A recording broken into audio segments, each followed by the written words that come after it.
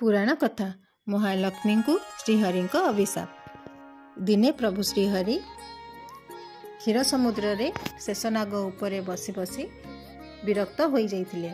से निर्णय कले पृथ्वी लोक भ्रमण करने जिबे। सेथिपाई श्रीहरि सकाळु सकाळु उठी सजबाज होई पृथ्वी भ्रमण रे बाहर थिले। श्रीहरि को सकाळु सकाळु सजबाज होई बाहर थिबार देखि महालक्ष्मी पचारिले, प्रभु आपण सकाळु सकाळु उठी कुआडे बाहरिचंती? श्रीहरि कहिले, देवी मु पृथ्वी लोक भ्रमण रे जाउअछि। यह सुनी महालक्ष्मी कहिले, प्रभु मु भी आपणक सहित पृथ्वी लोक भ्रमण रे जाई परिबे कि? श्रीहरि माता महालक्ष्मींकर आग्रह देखि कहिले, हाँ देवी तुमे भी मो सहित पृथ्वी भ्रमण रे जाई परिबो, किंतु गोटिए शर्त अछि। महालक्ष्मी कहिले, आपणक सहित पृथ्वी भ्रमण रे जिबा पई मु आपणकर सब शर्त मानिबी। श्रीहरि कहिले, तेबे शर्त मुताबक पृथ्वी लोक रे तुमे पृथ्वीर उत्तर दिग को देखिबो नाही। महालक्ष्मी शर्त मानि श्रीहरिंक सहित पृथ्वी भ्रमण रे बाहरी पड़िले। महालक्ष्मी पृथ्वी रे पहुँची देखिले पृथ्वीर सौंदर्य अत्यंत मनमुग्धकर होइछि। सकाळु सकाळु वर्षा होई चारिआड आहुरी सुंदर और सौंदर्य रे भरपूर हो जाइछि। पृथ्वी लोक भ्रमण करू करू पृथ्वी लोकर सौंदर्य रे आकर्षित हो जाइथिले जे तांको मनरु प्रभुंकर शर्त भूली जाइथिले। सेथिपई से पृथ्वीर उत्तर दिग आड़कू चाहिदेले। उत्तर दिगरे गोटिए गरीब माळीर सुंदर फूल बगीचाटीए होइथिला। सेही फूल बगीचारे विभिन्न रंग बिरंगर फूल फुटी अत्यंत मनमुग्धकर होइथाए। महालक्ष्मी सेही बगीचा भितर को गले और बगीचा भितर होइथिबा सबुठु सुंदर फूलटीए तोली आनिले। फूलटी को तोली आनी प्रभुंक निकट को आसी तांकु समर्पण कले। महालक्ष्मी हाथ में फूलटी को देखि श्रीहरि आखिरु लुह झरी पड़ा। से महालक्ष्मी को तांको सत कथा मन पकाइले।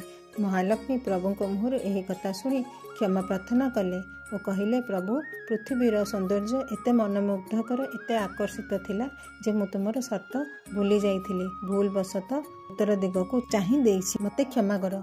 किंतु श्रीहरि कहिले, तुमे बिना अनुमति रे से गरीब माळीर बगीचारू फूल चोरी करिछ। चोरी परी गोटे महाकलंक काम तुमे करिछ।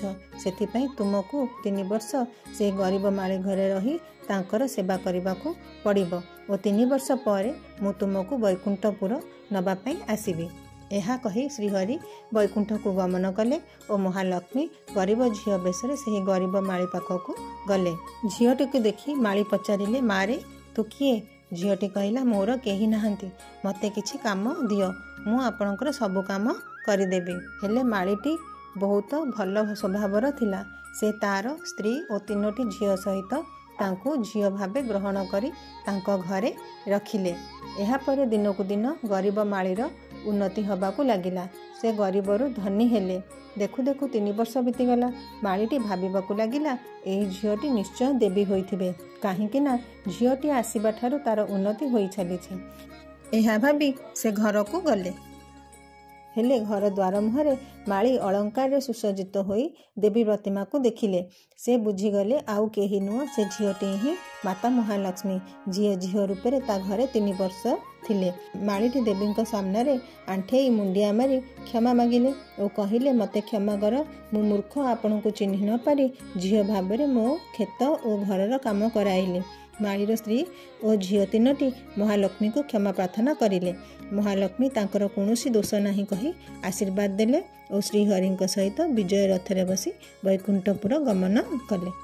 एथिरे शिखिले, काहाकू देइथिबा वचन भांगिबा नहीं कि काहार बिना अनुमति रे तार जिनिस नबा नहीं।